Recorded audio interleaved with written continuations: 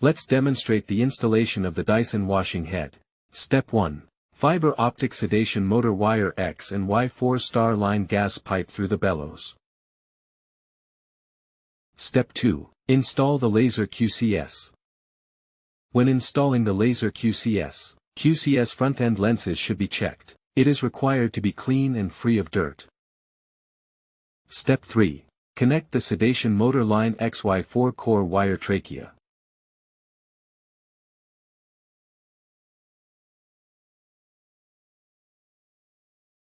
After the joint is installed, just wrap it with insulating tape.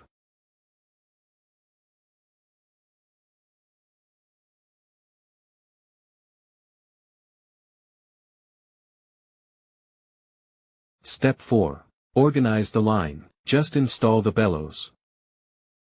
Wash the head. The installation is complete.